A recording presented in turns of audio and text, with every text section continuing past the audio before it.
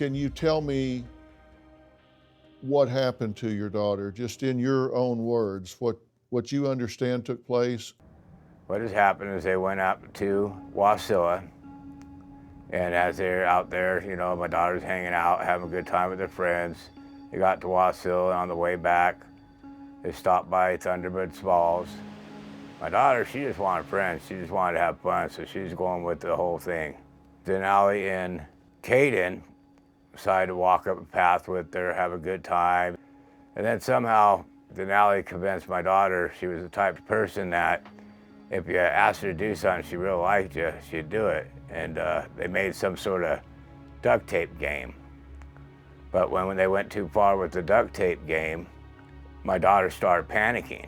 So they released it off her mouth and released it off her hands. And my daughter says, "I'm calling the police for sexual abuse and kidnapping." Well, when she turned around, Caden reached over to Denali, and Denali held her hand open with Denali's gun. Caden grabbed it and shot my daughter in the back of the head. And when she shot my daughter in the back of the head, my daughter fell down twitching, still trying to make the phone call. And then I believe she got pushed in the river by both of them. I don't think it was just Caden. I'm so sorry, Timothy. Forget about Dr. Phil, just dad to dad here. I can't even imagine you trying to wrap your head around this. I am so sorry for what you're having to go through here. Thank you.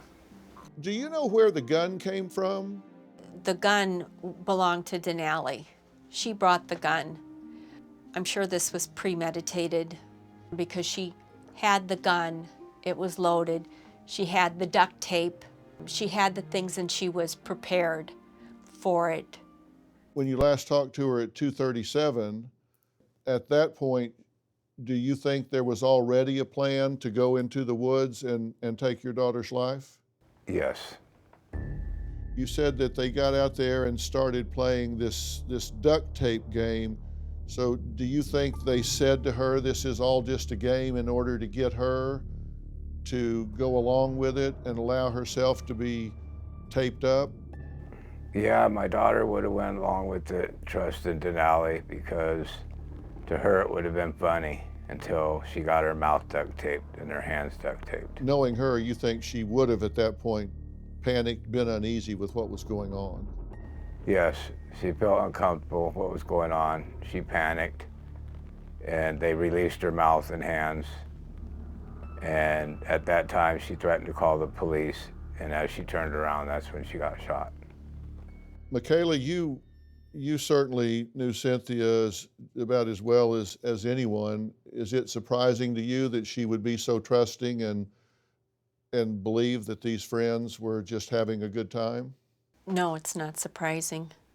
Cynthia is very trusting. She considered Denali her friend because they had said they were going to play this duct tape game, and then they were going to take pictures of each other being duct taped up, and they started with Cynthia. There wouldn't have been anything that Cynthia would have recognized as danger. Cynthia's a vulnerable adult. You're talking about they were going into the woods and they're saying, okay, we're going to tape each other up and take pictures so we can tease people or trick people into thinking we've been abducted or we're somehow being bound and gagged here, and we'll put these pictures up on social media or whatever, that this was a gag, this was a prank, is what they said to her. Right. And you two know this because of what's been said in the police reports, correct? Yes, what's been said in the police reports is where that information came from, and just knowing that this would not have set off a red flag for her. This would have just been a game, something fun to do, and they were going to do it to each other. Everybody's pictures were going to be up.